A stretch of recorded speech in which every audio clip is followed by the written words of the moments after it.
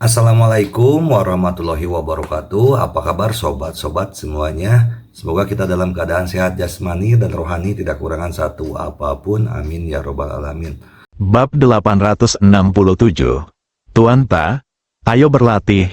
Di aula, pemuda berbaju hitam tidak menjawab, tetapi berjalan langsung ke singgasana. Dia perlahan mengangkat kepalanya dan melihat ke singgasana. Setelah beberapa saat, dia berkata, Dazhou bukanlah kuncinya. Kuncinya adalah Ye Guan, pemuda dari alam semesta sejati. Wanita berbaju putih berkata, itu juga sudah ketahuan. Pemuda berbaju hitam berkata, katakan. Wanita berbaju putih berkata, orang ini bukan dari alam semesta sejati, tetapi dari alam semesta Guangxuan. Saat itu, alam semesta sejati dan alam semesta Guangxuan adalah musuh bebuyutan. Kemudian, Tuan Muda Akademi Guangxuan pergi ke Bima Sakti dan bertemu dengan Dewa Sejati di sana. Dan kemudian karena alasan yang tidak diketahui, mereka berakhir bersama. Jadi, alam semesta Guangxuan dan alam semesta Zen berubah menjadi persahabatan. Anak laki-laki berbaju hitam sedikit mengernyit, galaksi. Wanita berbaju putih itu mengangguk. Ya, tempat kecil yang sangat terpencil. Pemuda berbaju hitam itu mengetukkan gagang pisau dengan jari kirinya dan berkata, periksa. Wanita berbaju putih itu ragu-ragu sejenak, lalu berkata, orang-orang kami tidak bisa memasuki tempat itu. Anak laki-laki berbaju hitam perlahan berbalik dan menatap wanita berbaju putih, tidak bisakah kamu masuk? Wanita berbaju putih itu mengangguk dan berkata dengan suara yang dalam, ada pria kuat misterius yang menjaga tempat itu, dan orang-orang kita dibunuh bahkan sebelum mereka mendekat. Pemuda berbaju hitam sedikit menyipitkan matanya dan tidak berkata apa-apa. Wanita berbaju putih melanjutkan, tempat itu cukup aneh, dan tidak ada kesengsaraan kosmik di sana. Pemuda berbaju hitam itu berbalik dan berjalan menuju singgasana, tanpa duduk. Dia mengetukkan gagang pisau dengan jari tangan kirinya. Alam semesta ini begitu besar, ada banyak keajaiban. Mari kita bicara tentang Ye Guan. Wanita berbaju putih itu mengangguk, lalu berkata, orang ini sekarang adalah penguasa alam semesta Guangxuan. Meskipun dia hanya berada pada tingkat ketuhanan 90%, kekuatannya sangat kuat. Dia pernah bertarung melawan 5 alam Tao sendirian. Meskipun dia mengandalkan dia memiliki pedang ilahi yang tidak diketahui dan kekuatan garis keturunannya, tetapi kekuatannya tidak dapat diremehkan. Kecuali untuk domain surgawi, kejeniusan seperti itu memang langka. Pemuda berbaju hitam berkata, tidak mungkin dia membunuh guru aula ke-10. Wanita berbaju putih berkata dengan sungguh-sungguh, kematian 10 penguasa istana dan yang lainnya sangat aneh. Kami tidak dapat menemukan apapun. Medan perang itu dimusnahkan oleh seseorang dengan menggunakan metode khusus. Oleh karena itu, meskipun rakyat kami ingin, tidak mungkin kembali ke masa lalu. Pemuda berbaju hitam berkata dengan lembut, Dazhou sengaja menyembunyikannya. Wanita berbaju putih itu mengangguk. Ya, pemuda berbaju hitam itu perlahan menutup matanya. Aku sengaja menyembunyikannya karena 2 alasan. Pertama, aku tidak ingin memperlihatkan kartu trufku dan ingin melakukan pukulan fatal lagi. Kedua, aku ingin aliansi jahat kita salah menilai apa yang terjadi di belakang Ye Guan. Kekuatannya sengaja membuat kami terus mengincar Ye Guan. Setelah mengatakan ini, dia membuka matanya dan menatap wanita berbaju putih di bawah. Zhan Sui, menurutmu itu yang pertama atau kedua? Wanita berkulit putih bernama Zhan Sui merenung sejenak dan berkata, sulit untuk mengatakannya. Anak laki-laki berbaju hitam berkata, kamu percaya pada tipe kedua di hatimu, tapi kamu tidak mau mengakuinya. Zhan Sue sedikit mengangguk. Pemuda berbaju hitam tiba-tiba berkata, "Saya pernah bertemu dengan guru aula ke-10 sebelumnya." Zhan Sue mengangkat kepalanya dan menatap pemuda berbaju hitam itu. Pemuda berbaju hitam itu berkata lagi, "Kekuatannya tidak ada apa-apanya di seluruh alam semesta. Tetapi di alam semesta ini, dia pasti termasuk yang teratas, meskipun ada 10 teratas. Taois tingkat, tidak mungkin untuk membunuhnya.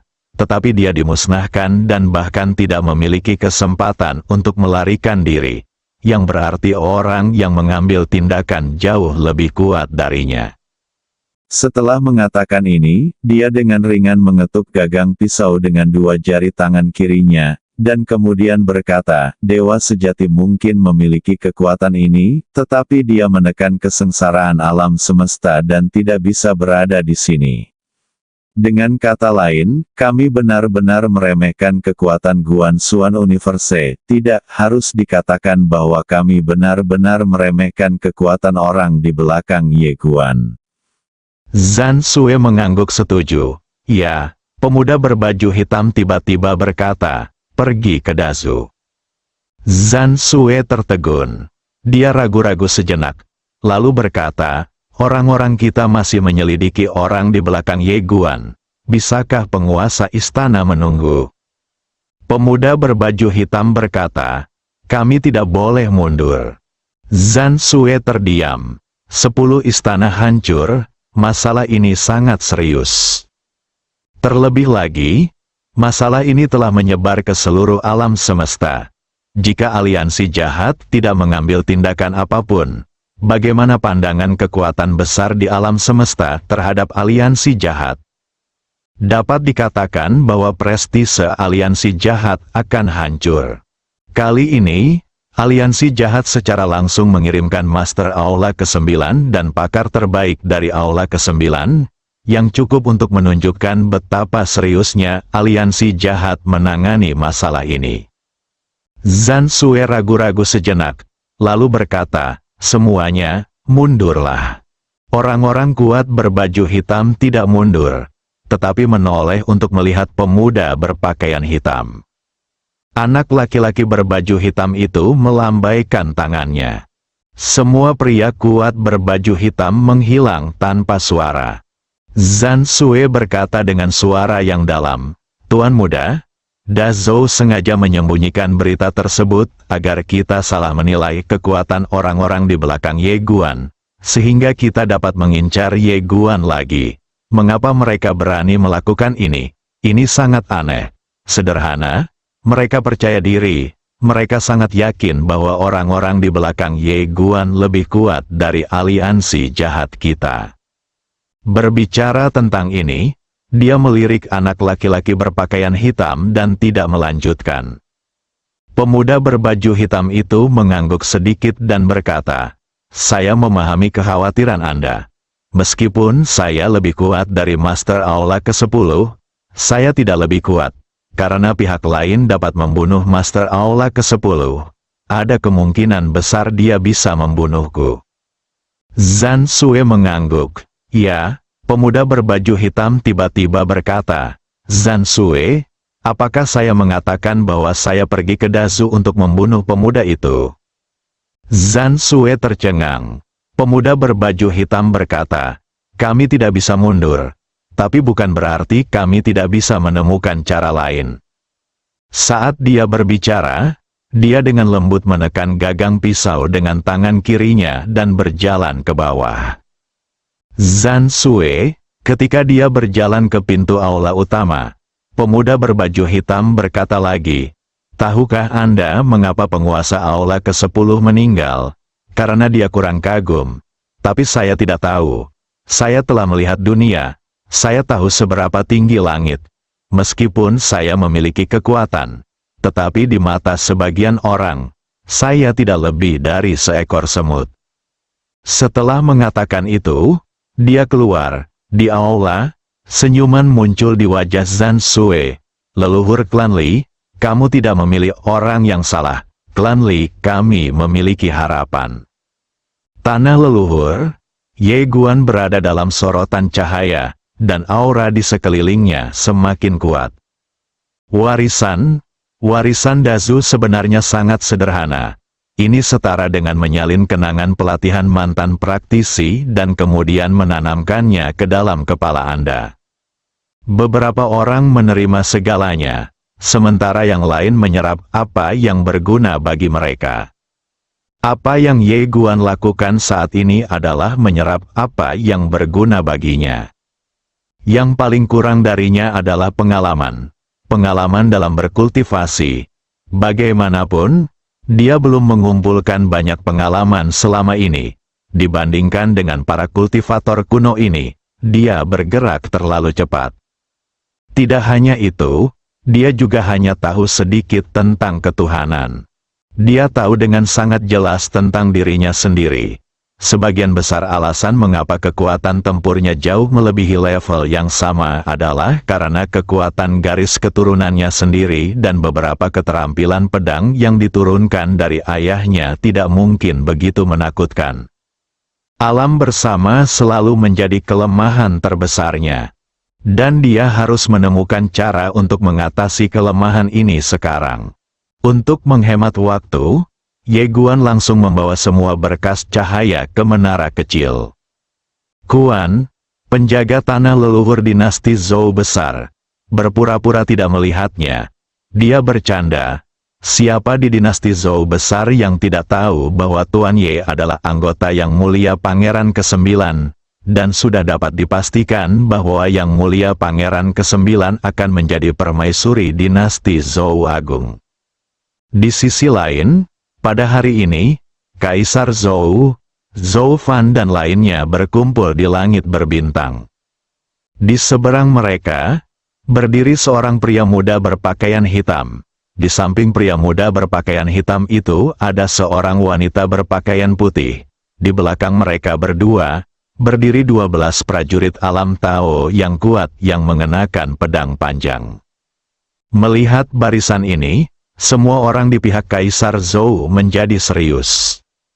12 membuka jalan, kekuatan pemuda berbaju hitam yang dipimpinnya bahkan lebih tak terduga.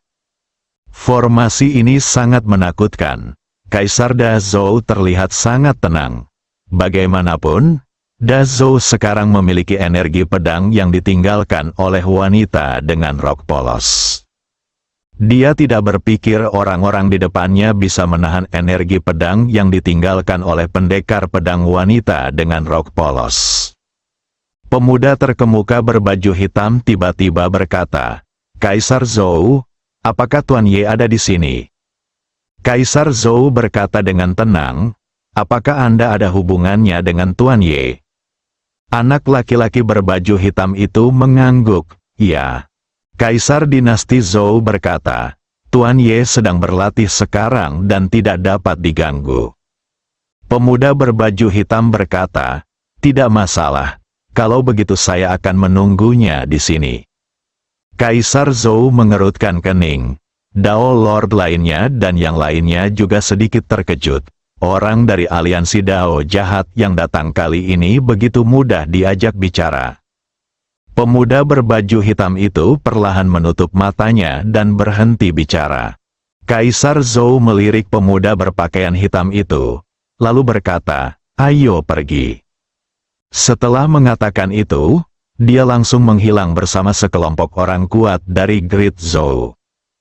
Zhan Sue melirik Kaisar Zhou dan orang lain yang pergi dari kejauhan, dan berkata dengan sungguh-sungguh, tidak ada sedikit pun rasa takut di mata mereka. Pemuda berbaju hitam tiba-tiba berkata, "Apakah pendekar pedang wanita yang bertarung melawan Ji Xiaojian dan Chang Wu telah mengetahui asal-usulnya?" Zhan Sue mengangguk. Orang ini berasal dari Guangxuan Universe. Dia adalah Bibi Ye Guan. Kekuatannya tidak diketahui. Pemuda berbaju hitam berkata, "Menyembunyikan kekuatanmu." Zhan Sue mengangguk. Mungkin, karena ketika dia dan Ji Xiaojian bertarung satu sama lain, dia jarang menggunakan gerakan membunuhnya, dan dia tidak kalah sama sekali saat bertarung 1 lawan 2. dia pasti menyembunyikan kekuatannya sendiri. Setelah pemuda berbaju hitam terdiam beberapa saat, dia berkata dengan lembut, "Guan Xuan Universe." Zhan Sui ragu-ragu sejenak, lalu berkata, "Tuan muda datang menemui Ye Guan karena..." Pemuda berbaju hitam itu perlahan menutup matanya. "Kamu tahu dengan jelas, tapi kamu masih bertanya padaku. Zhan Sui, kamu dan aku tidak perlu terlalu berhati-hati saat bergaul." Zhan Sui menundukkan kepalanya sedikit dan tidak berkata apa-apa. Pemuda berbaju hitam tiba-tiba berkata, "Zhan Sui, katakan padaku, Tuan Ye dan saya sama-sama muda. Siapa yang lebih kuat di antara kita?" Zhan Sui berkata tanpa ragu, "Tuan muda." Pemuda berbaju hitam itu tersenyum dan tidak berkata apa-apa lagi. Di dalam menara kecil, aku tidak tahu sudah berapa lama dia berada di sana, tapi Ye Guan, yang menonjol dari seberkas cahaya, tiba-tiba membuka matanya perlahan, dan berkas cahaya yang tak terhitung jumlahnya perlahan surut. Di mata Ye Guan, dua sinar cahaya pedang melintas. Ye Guan membuka telapak tangannya, dan gumpalan pedang naik ke langit dari telapak tangannya. Berdengung, seruan pedang langsung bergema di seluruh dunia. 10% ilahi. Pada saat ini, rambut di sekitar telinga Ye Guan tiba-tiba memutih dengan kecepatan yang terlihat dengan mata telanjang, dan menyebar ke sekeliling dengan kecepatan yang sangat cepat. Dan mata Ye Guan berangsur-angsur menjadi lebih dingin saat ini. Cuek, Ye Guan membuka telapak tangannya dan pedang niat muncul di tangannya. "Tuan Ta, ayo berlatih." Setelah mengatakan itu, pedang niat di tangannya tiba-tiba berubah menjadi pedang King Xuan lagi. Xiao Ta, bab 868. Nona Zhou, harap hargai dirimu sendiri. Praktik, Xiao Ta berkata dengan suara yang dalam, "Kamu mengambil pedang King Xuan." Ye Guan mengangguk. "Ya." Setelah Xiao Ta terdiam beberapa saat, dia berkata, "Jika kamu tidak puas dengan Tuan Ta, katakan saja padanya dan Tuan Ta bisa mengubahnya." "Kamu Guan?" Saat ini, Ao Qian tiba-tiba muncul di depan Ye Guan, mengenakan pakaian putih seperti salju, tanpa noda. Melihat ketidakpedulian di mata Ye Guan, Ao Qian tiba-tiba merasa khawatir. "Xiao Guan." Ye Guan mengabaikan Ao Qian, tapi menyingkirkan pedang King Xuan, lalu perlahan menutup matanya. Melihat ini, Ao Qian menjadi semakin khawatir. Dia berinisiatif untuk memegang tangan Ye Guan, tapi saat berikutnya, kekuatan pedang tak terlihat tiba-tiba mengguncangnya. Ao Qian langsung terkejut. Xiao Ta tiba-tiba berkata, "Nyonya kecil, jangan dekat-dekat dengannya. Anak ini sedikit tidak normal sekarang." Mata Ao Qian perlahan tertutup. Fusi, dia dan Ye Guan adalah satu tubuh. Jadi selama dia mau, dia bisa merasakan semua yang Ye Guan rasakan kapan saja. Segera, ekspresi Ao Qian berubah drastis. Keilahian. Sifat manusia. Pada saat ini, dia dapat dengan jelas merasakan bahwa keilahian Ye Guan telah sepenuhnya menekan kemanusiaannya. Ada suara lain di dalam hatinya, sebuah suara dari yang ilahi. Tak hanya itu, ada pemikiran lain di benaknya, pikiran tentang keilahian.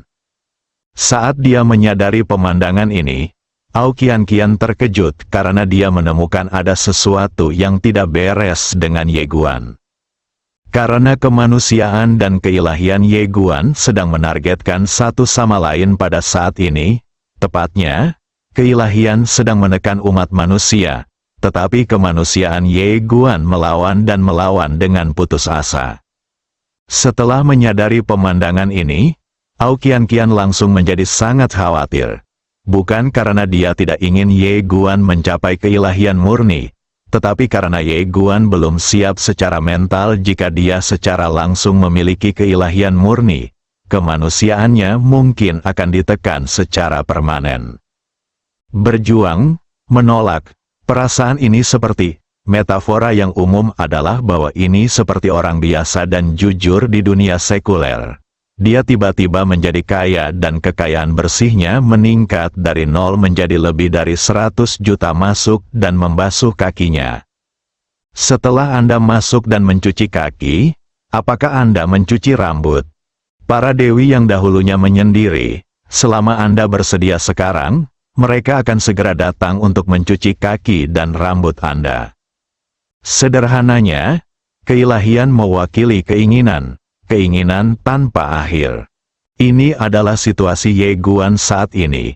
Selama dia mau, dia mungkin dapat mencapai 100% keilahian murni.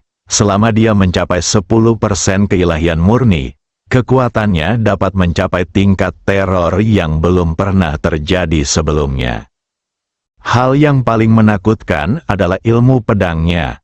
Apa yang dia tingkatkan kali ini bukan hanya ranahnya, tapi juga ilmu pedangnya. Dengan kata lain, selama dia menyerah sekarang, dia tidak hanya bisa mencapai keilahian murni di ranahnya, tapi juga ilmu pedangnya. Niat pedang sebelumnya mengguncang Ao Qian Qian, tapi sebenarnya itu melindungi tuannya atas inisiatifnya sendiri. Jelas sekali, niat pedangnya yang tak terkalahkan juga berharap agar Ye Guan dapat melepaskan sisi kemanusiaannya dan sepenuhnya menjadi keilahian yang murni. Menyadari bahwa rasa kemanusiaan Ye Guan semakin berkurang, Ao Qian Qian sangat ketakutan hingga dia tidak bisa lagi mempedulikan hal lain dan berubah menjadi seberkas cahaya dan bergegas menuju Ye Guan. Dia ingin aktif bergabung dengan Ye Guan.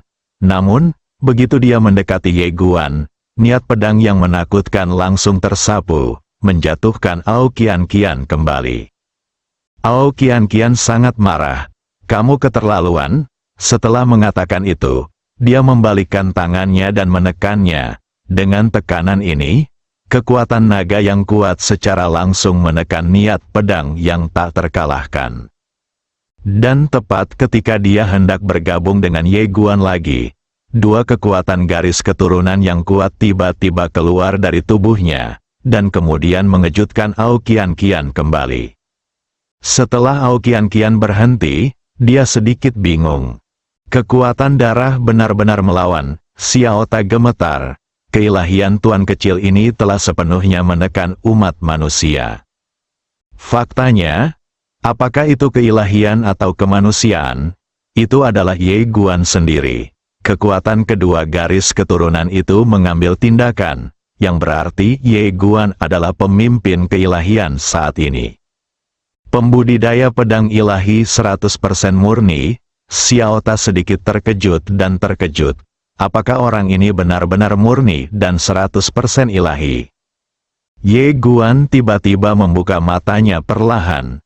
Tidak ada emosi di matanya, dan matanya sedingin es berumur 10.000 tahun. Ye Guan membuka telapak tangannya, dan pedang King Xuan tiba-tiba jatuh ke telapak tangannya. Dalam sekejap, dia gemetar dan menghilang ke dalam menara kecil. Tak jauh dari situ, Ao Qian Qian sepertinya sudah kehilangan jiwanya. Keanehan, saat itu, Ye Guan tampak agak aneh baginya. Xiao Ta berkata, "Nyonya kecil, jangan terlalu khawatir, orang kecil ini bukan orang biasa, dia tidak bisa menjadi mesin pelatihan tanpa emosi seperti itu." Ao Qian Qian tiba-tiba terbangun. Pada saat itu, saya merasa kemanusiaannya mengambil inisiatif untuk melepaskan perlawanan. Xiao Ta berkata dengan sungguh-sungguh, kalau begitu dia mungkin melakukannya dengan sengaja. Ao Qian Qian perlahan-lahan mendapatkan kembali ketenangannya, saya percaya padanya. Menjadi 100% ilahi tidaklah buruk, tapi keilahian yang murni sangat menakutkan. Segala sesuatu di dunia ini, asalkan murni, sangatlah buruk. Dan jika umat manusia dapat menekan keilahian, tapi dia selalu merasa ada yang tidak beres, dia tidak bisa menentukan detailnya. Di luar menara, Begitu Ye Guan meninggalkan menara kecil, Zhou Fan mendatanginya. Saat dia melihat rambut Ye Guan telah berubah menjadi rambut seputih salju, dia tercengang. Zhou Fan buru-buru berjalan menuju Ye Guan. Namun, sebelum dia bisa mendekati Ye Guan, dia dihadang oleh niat pedang yang tidak terlihat. Zhou Fan terkejut. Xiao Guan, Ye Guan memandang Zhou Fan dan sedikit mengernyit. Nona Zhou, harap hargai dirimu sendiri. Xiao Ta, Zhou Fan. Pada saat ini, ruang dan waktu tidak jauh di depan kedua orang itu tiba-tiba bergetar. Saat berikutnya, seorang pemuda berbaju hitam berjalan keluar perlahan, dan di samping pemuda berbaju hitam itu, ada seorang wanita berbaju putih. Itu adalah 9 Hall Master dan Zhan Sui. Tidak jauh di belakang keduanya, 12 pria kuat yang memakai pedang panjang juga muncul. Pemuda berbaju hitam memandang Ye Guan. Ketika dia melihat Ye Guan, alisnya tiba-tiba sedikit berkerut, 100% keilahian murni. Zhou Fan tercengang saat mendengar kata-kata pemuda berbaju hitam itu. Dia memandang Ye Guan dengan heran. Dia tidak menyangka bahwa Ye Guan sebenarnya 100% keilahian. Dan dia masih 100% keilahian murni. Ye Guan menoleh untuk melihat pemuda berpakaian hitam, aliansi jahat. Pemuda berpakaian hitam itu mengangguk. Tuan dari Aula ke-9, Li Han. Ye Guan sedikit mengangguk. Saudara Li, bisakah kita bicara sendiri? Saudara Li, pemuda berbaju hitam itu sedikit terkejut. Apakah saya mengenal Anda? Zhan Sui melirik Ye Guan, dan alisnya sedikit mengernyit. Mengapa Tuan Muda Guangxuan Universe begitu berbeda dari yang tertera di informasi? Li Han melirik Ye Guan, lalu berkata, "Oke." Ye Dian mengangguk, lalu berdiri dengan pedangnya dan menghilang di kejauhan. Li Han juga gemetar dan menghilang tidak jauh. Zhan Sui memandang Zhou Fan. Dia baru saja tiba dan 100% ilahi. Zhou Fan mengangguk.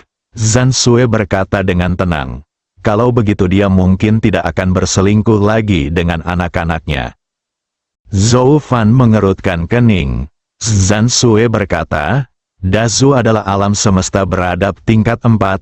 Jadi Anda harus tahu apa arti keilahian yang 100% murni. Zhou Fan tiba-tiba tertawa. Kamu meremehkan dia. Zhan Sui sedikit mengernyit. Zhou Fan tidak berkata apa-apa lagi. Dia melihat ke langit berbintang di kejauhan dan sedikit mengangkat sudut mulutnya. Jauh di dalam langit berbintang, Ye Guan dan Li Han berjalan berdampingan. Dilihat dari penampilannya, keduanya sebenarnya seumuran. Satu orang memegang pisau, satu orang memegang pedang. Namun, yang dipegang Ye Guan bukanlah pedang King Xuan, melainkan pedang tinta. Li Han melirik cahaya bintang tak berujung jauh di langit berbintang dan menghargai kata-katanya seperti emas. Katakan, Ye Guan Dao, berbicara dulu atau bertarung dulu? Li Han mengalihkan pandangannya dan menoleh ke arah Ye Guan. Ye Guan berkata, kamu adalah seorang kultivator pedang dan saya adalah seorang kultivator pedang. Akan lebih baik bagi kita untuk lebih lugas. Bagaimana menurutmu? Li Han berkata, beri aku alasan untuk berbicara. Ye Guan membuka telapak tangannya, dan Tian Xingwo muncul di tangannya. Melihat api yang bergerak di langit ini, mata kuno Li Han akhirnya menunjukkan sedikit keterkejutan, dan pisau di tangannya tiba-tiba bergetar hebat. Li Han dengan lembut menekan gagang pisau dengan ibu jari kirinya, dan pisau itu tiba-tiba menjadi sunyi. Li Han memandang Ye Guan, kamu bukan dari peradaban Tianxing. Ye Guan Dao, bagaimana kamu bisa melihatnya? Li Han berkata dengan tenang, saya telah berhubungan dengan peradaban Tianxing. Ye Guan mengerutkan kening. Li Han melanjutkan, Api surgawi ini telah dipadamkan oleh seseorang. Orang yang menekannya adalah orang yang membunuh guru aula ke-10. Ye Guan mengangguk. Ya, Li Han sedikit mengangguk. Luar biasa. Saya harus mengatakan bahwa dia masih sangat terkejut saat ini. Membunuh Master Aula ke-10 tidaklah menakutkan, karena dia juga bisa membunuhnya. Namun, menekan Tian Xingwo sangatlah keterlaluan. Dia sangat menyadari betapa mengerikannya kekuatan api surgawi ini. Ini adalah semacam penindasan dimensional. Terlebih lagi, keluarganya telah menghadapi api surgawi ini secara langsung. Mengejutkan, sangat mengejutkan. Ye Guan menyingkirkan api surgawi, dan kemudian berkata, tujuan dari aliansi jahat adalah kesengsaraan kosmik alam semesta sejati. Li Han mengangguk. Setelah ditekan jutaan kali, kesengsaraan kosmik berbeda dari kesengsaraan kosmik biasa. Menyelamatkannya secara pribadi diperintahkan oleh penguasa Aula kedua. Ye Guan sedikit mengernyit. Tuan Aula kedua, Li Han berkata, ya. Ye Guan Dao, yang terkuat adalah Yidian. Li Han menggelengkan kepalanya, saya tidak tahu. Ye Guan sedikit bingung. Li Han berkata, saya belum pernah berhubungan dengannya, jadi saya tidak akan berkomentar. Ye Guan berkata dengan suara yang dalam, kamu belum pernah berhubungan dengan Yidian. Li Han mengangguk. Dikatakan bahwa Yidian adalah orang jahat, tapi saya tidak tahu apakah dia orang jahat. Saat dia mengatakan itu, dia melirik ke arah Ye Guan dan berkata, Guru Aula kedua berada di wilayah surgawi. Dia terjebak di surga tertentu dan tidak dapat melarikan diri untuk saat ini. Jika dia melarikan diri, dia pasti akan pergi ke alam sejati, semesta sendiri. Setelah Ye Guan terdiam beberapa saat, dia berkata, mengapa aliansi jahat datang untuk mengincarku? Li Han berkata, saya telah menyelidiki sebelumnya dan menemukan bahwa itu sepenuhnya kesalahan istana jahat ke-10. Awalnya, mereka mengira Anda hanyalah seekor semut, jadi mereka ingin menginjak Anda sampai mati. Namun kemudian mereka menemukan bahwa mereka telah meremehkanmu, dan mereka juga mengetahui bahwa kamu memiliki hubungan dengan Tuhan yang benar, sehingga konflik di antara kamu mulai meningkat. Ye Guan tiba-tiba berkata, bagaimana denganmu? Li Han berkata dengan tenang, saya punya banyak pilihan. Ye Guan mengangguk sedikit, saya mengerti. Li Han tiba-tiba berkata, mari kita bandingkan. Dia merasa pemuda di depannya itu agak sombong dan dia perlu menekan kesombongannya. Ye Guan mengangguk. Oke, dia akan mengambil tindakan jika dia terlalu kuat. Ye Guan berkata lagi, bagaimana kalau bertaruh? Li Han melirik Ye Guan. Taruhan apa? Ye Guan membuka telapak tangannya, dan sebuah cincin Na muncul di tangannya, 2000 pembuluh darah leluhur. 2000 pembuluh darah leluhur. Li Han menatap Ye Guan. Jangan menelepon siapapun. Ye Guan mengangguk. Jangan berteriak. Li Han membuka telapak tangannya, dan cincin Na muncul di tangannya. Tepatnya ada 2000 pembuluh darah leluhur di cincin Na. Dia secara alami telah mengumpulkan beberapa properti selama bertahun-tahun. Ye Guan langsung melemparkan cincin Na di tangannya kepada Li Han. Taruh di sini bersamamu. Jika aku menang, beri aku 2. Jika aku kalah, langsung ambil. Melihat Ye Guan sangat mempercayainya, Li Han sedikit terkejut dan langsung mengangguk. Oke. Ye Guan Dao, saya baru saja menerobos dan wilayah saya tidak stabil. Tidak tepat untuk mengambil tindakan sekarang. Li Han sedikit mengernyit, lalu bagaimana kita bersaing? Ye Guan berkata dengan tenang, bagaimana kalau ini, biarkan pedangmu bertarung dengan pedangku. Mereka mewakili tuannya dan bertarung sendiri. Kami tidak akan ikut campur. Li Han melirik pedang tinta di tangan Ye Guan dan mengangguk. Oke. Setelah mengatakan itu, dia membuka telapak tangannya, dan pisau di tangannya tiba-tiba terbang ribuan kaki jauhnya. Lalu dia menatap Ye Guan. Ye Guan mengangguk sedikit, lalu membuka telapak tangannya, dan sebuah pedang tiba-tiba terbang. Tapi itu bukan pedang tinta. Bersambung.